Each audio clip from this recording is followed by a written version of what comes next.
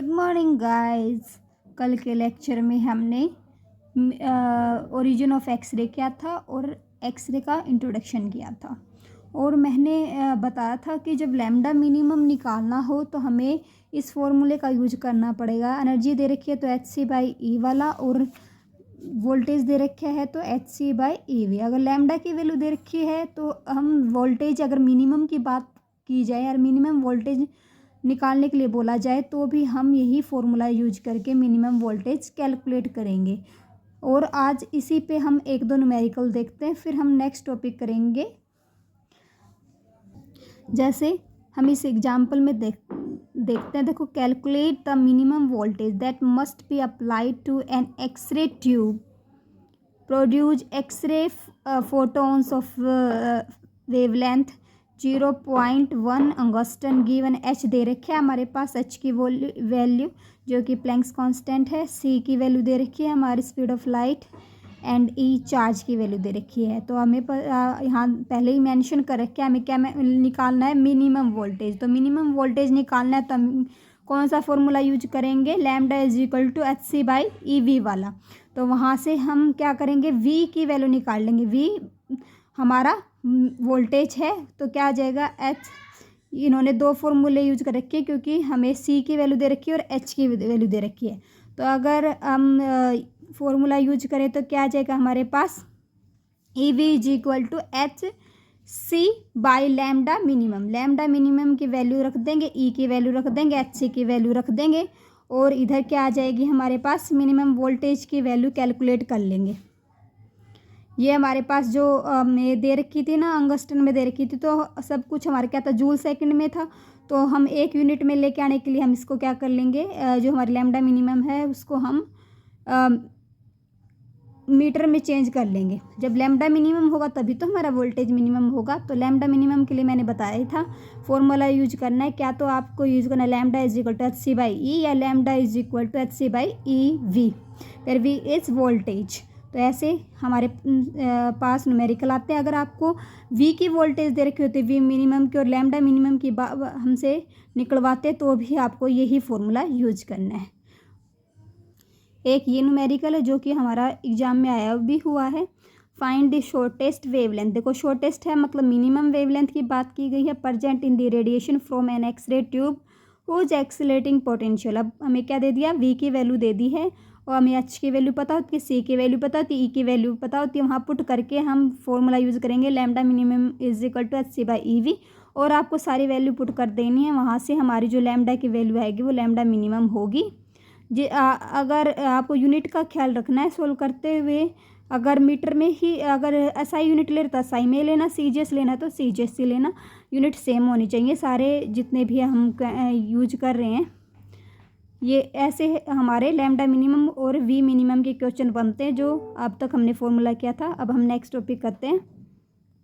अब हमारा next topic है according to syllabus x ray emission spectra, कि हम जब एक्सरे स्पेक्ट्रा में इमिशन की बात करेंगे तो अब तक हम क्या पढ़ चुके थे, ओरिजिन पढ़ चुके थे हम। जो सीरीज़ आती है हमारी के अल्फ़ा के बीटा और के जो हमारी एल अल्फ़ा अल्फ़ा बीटा, ये हम ओरिजिन के ड्यूरिंग पढ़ चुके थे हमारे सेल मॉडल के according.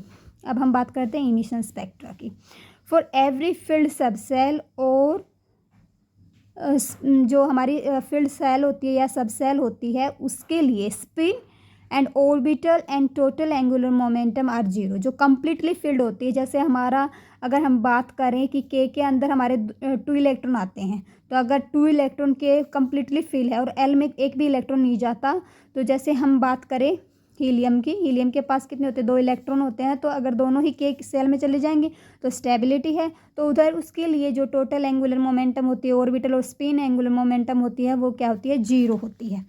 But if one electron is removed from closed subcell, the allowed values of spin, orbital, angular momentum of rest of the electrons in cell are identical with those of the single electron which can complete the subcell।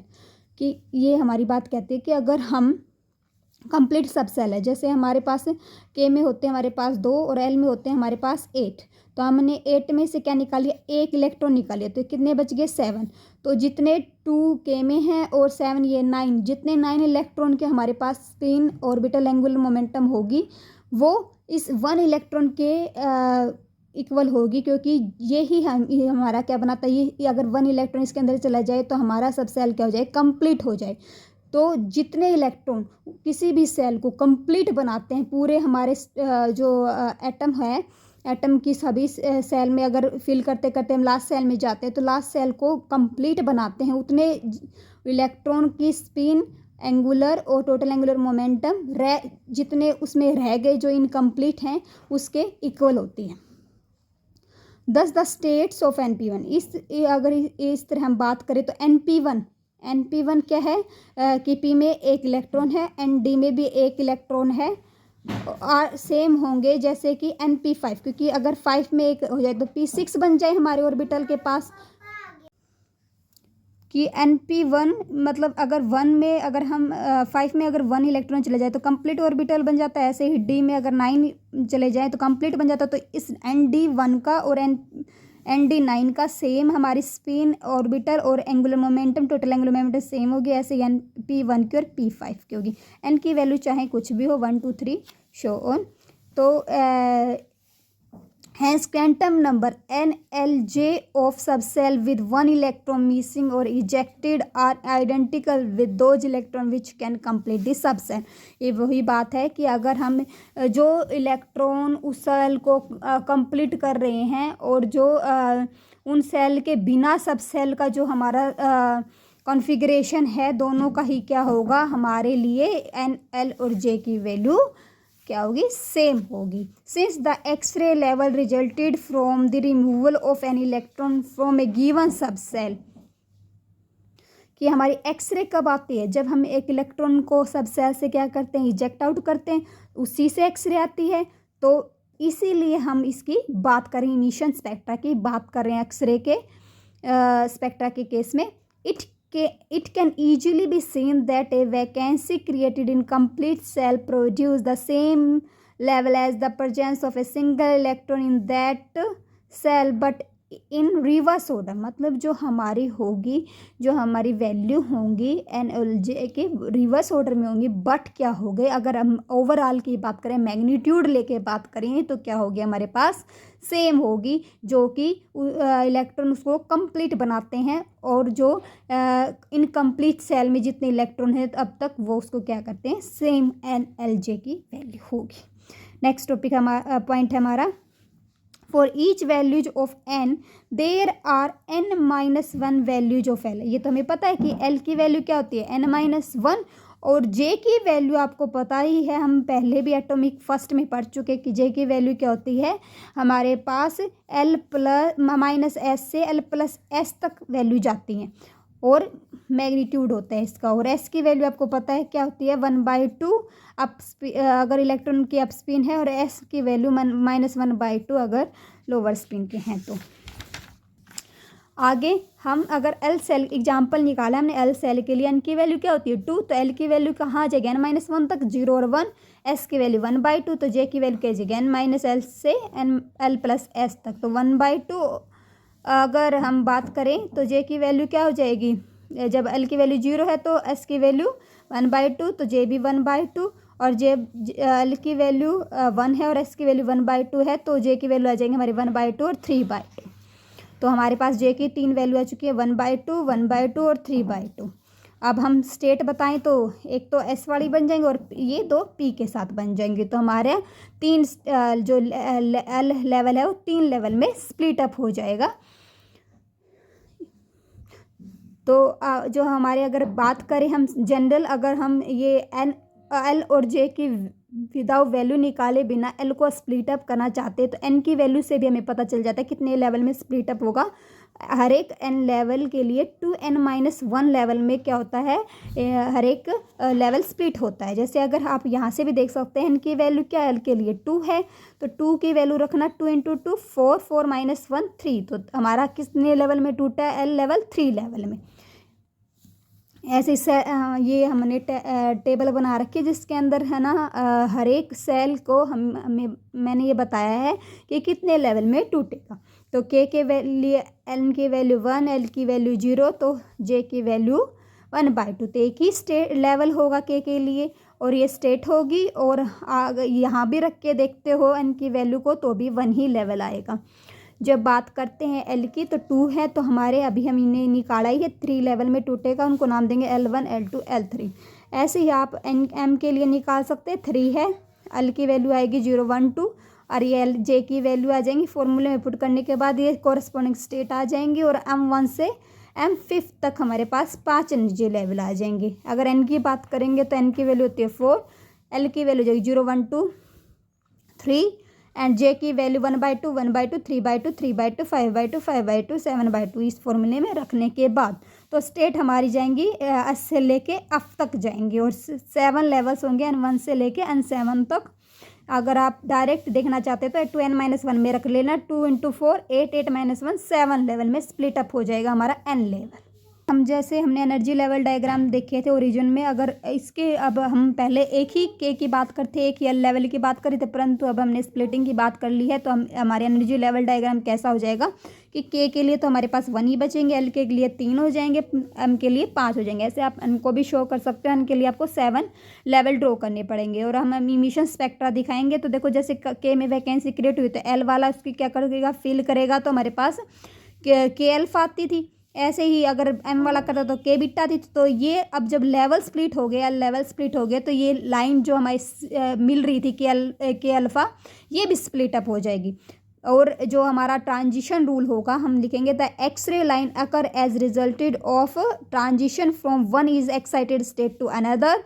The selection rule for x ray are del L +-1 and del J is equal to 0 +-1। आप देखो आपको दिखा रखा है कि जो हमारा transition rule del L is equal to +-1 और del J is equal to 0 +-1 के अकॉर्डिंग ही होगी। अब आप देखो के अल्फ़ा थी वो हमारे 2 लाइनों में टूट रही थी। अगर हम लेवल की बात करें तो 3 में टूटनी चाहिए थी, परंतु जब L1 से हम के की ट्रांजिशन करवाते हैं तो वो हमारे क्या किसको फॉलो नहीं करती, del L is equal to +-1 rule को फॉलो नहीं करती। इसलिए हमारे पास ये लाइन नहीं आएगी, सिर्फ 2 ही आएंगी, के अल्फ़ा 1 और के अल्फ़ा 2। ऐसे ही हमारे एम से जब ट्रांजिशन होएगी के में तो हमारे पास 2 आएंगे, के बीटा 1 के बीटा 2, जो हमारे P3/2 स्टेट से होगी और P1/2 स्टेट से ट्रांजिशन होएगी, क्योंकि नहीं तो फिर वो ट्रांजिशन रूल डेल एल +-1 और या ऊपर वाले की बात करें तो डेल जे 0 या +-1 को फॉलो नहीं करती। इसलिए हमारे पास 2 ही आएंगे। और जब एल की बात करें और एम से ट्रांजिशन होएगी तो हमारे पास 5 लेवल जो हमारा एल अल्फ़ा है लाइन थी वो 5 में स्प्लिट अप हो जाएगी, क्योंकि लेवल स्प्लिट हो रहे हैं। इसलिए क्या हो रही है, जो हमारी लाइन थी वो भी जो हमारी इमिशन लाइन थी वो भी स्प्लिट अप हो रही है। तो आपको ये समझ में आ गया होगा। अब आपको लिख के भी आना है, क्योंकि due to transition L3 to K और L2 से K रिस्पेक्टिवली हमें कौन सी सीरीज मिल रही है, के अल्फ़ा हमें कौन सी मिल रही है, के अल्फ़ा 1 और के अल्फ़ा 2 लाइंस मिल रही हैं। कब, जब हमारी ट्रांजिशन हो रही है L3 से K पे और L2 से K पे। तो L1 से K पे क्यों नहीं, क्योंकि ट्रांजिशन रूल इसने सिलेक्शन रूल को फॉलो नहीं किया, डेल एल +-1 को। फिर आपको अगर आप दूसरा एग्जाम्पल डालना चाहे तो ले भी सकते हैं। फॉर एल सेल के लिए एन की वैल्यू क्या होती है, 2 होती है। तो इसमें हमने सारे लेवल स्प्लिट अप करके एन की वैल्यू दिखा रखी है, 0 1 हो जाएगी। जे की वैल्यू दिखा रखी है, जे की वैल्यू अगर एल की वैल्यू 0 देते हैं तो जे की वैल्यू 1/2 और एल की वैल्यू 1 देते हैं तो जे की वैल्यू 1/2 3/2। तो ये हमारे उसके कोरस्पॉन्डिंग जे की वैल्यू 1/2 3/2 और 1/2 और एल इज इक्वल टू 0 1 की कोरस्पॉन्डिंग 3 स्टेट आ जाएंगी। तो इसके कोरस्पॉन्डिंग हमारे पास 3 लेवल आ जाएंगे। अगर यहाँ से भी देखोगे तो यहाँ से भी पुट करके देख सकते हो, 2 × 2 4 - 1 3 लेवल आ जाएंगे, L1 L2 L3। तो इसके कोरस्पॉन्डिंग जब हम लेवल किस में स्प्लिट होगा, 3 लाइन में, तो जो के अल्फ़ा है वो किस में स्प्लिट अप होगी, 2 में, के अल्फ़ा 1 और के अल्फ़ा 2। ऐसे ही हमारी अगर के बीटा की बात करें तो वो भी स्प्लिट अप हो जाएगी into 2 lines, K beta 1 and K beta 2 due to transition M3 से के पे और M2 से के पे। अब आती के अल्फ़ा, अब हम कह सकते हैं कि जो हमारी के अल्फ़ा थी वो सिर्फ एक लाइन होके क्या थी, जो डबलेट थी। और अगर हम के उसकी बात करें, एल अल्फ़ा की बात करें, तो वो सिंगल लाइन होके क्या है, वो क्लोज कंपोनेंट्स का क्या है, क्लोज कंपोनेंट्स का एक कंपोज्ड है। मतलब एक लाइन होके वो बिल्कुल पास पास उसके सटक के बहुत सी लाइनें हैं, जो कि हम अगर उसको माइक्रोस्कोप से देखें तब पता चलता है। के alpha 1 is more intense that's. अब हमारे पास दो लाइन आ गई के अल्फ़ा की, के अल्फ़ा 2 में स्प्लिट हुई है, के अल्फ़ा 1 और के अल्फ़ा 2। अब इनकी इंटेंसिटी की भी बात कर लेते हैं। के अल्फ़ा 1 है वो हमारी मोर इंटेंसिटी होगी, उसकी इंटेंसिटी हाई होगी एज़ कम्पेयर टू के अल्फ़ा 2, क्योंकि ये किस पे डिपेंड करता है, स्टैटिस्टिकल फैक्टर पे डिपेंड करता है। स्टैटिस्टिकल फैक्टर की वैल्यू देता है हमारा 2J+1। जे की वैल्यू L3 के कोरस्पॉन्डिंग क्या थी हमारे पास 3/2, तो हमने यहाँ 3/2 रखा, तो हमारी स्टैटिस्टिकल फैक्टर की वैल्यू आएगी 4। और L2 के लिए हमारे पास थी वैल्यू 1/2, तो वहाँ से स्टैटिस्टिकल फैक्टर की वैल्यू आएगी 2। तो इसीलिए हमारी के अल्फ़ा 1 क्या नियरली डबली इंटेंस है as than the K alpha 2 line. अब due to splitting of energy level, spectral line splitted into number of close components called which is called fine structure splitting of a x ray characterize line. कि मतलब होता है एक line होके वो क्या close components हैं, तो क्या इसको क्या कहते हैं, जो एक लाइन 2 में टूट रही है या एक लाइन 5 में टूट रही है, इसको क्या कहते हैं, फाइन स्ट्रक्चर स्प्लिटिंग। एग्जाम्पल ले, in case series each line is that K alpha K beta and show on are close doublet. K case में तो हमारे पास डबलेट ही मिलेगा, 2 ही लाइन मिल रही है, पर अगर एल की बात करें तो हमारे पास 5-5 लाइन भी मिल रही है, तो वो क्या है, एक ना होके क्या है, क्लोज कंपोनेंट्स है उसके पास, तो उसी को बोलते हैं fine structure splitting. Design as K alpha 1, K alpha 2, K beta 1, K beta 2 respectively. The lines of more series are more complicated. अगर ओरो की बात करें, देखो के केस में हमें 2 मिल रही हैं, हर एक लाइन 2 में टूट रही है। ऐसे ही एल की बात करें तो 5 में टूट रही है। एम की बात करेंगे हम, अल्फ़ा 7 में टूटेगी। अब पर जाते जाएंगे बहुत ही कॉम्प्लिकेटेड हमारा स्ट्रक्चर हो जाएगा। गाइस, ये आज का हमारा टॉपिक था एक्सरे एमिशन इन एक्सरे स्पेक्ट्रा।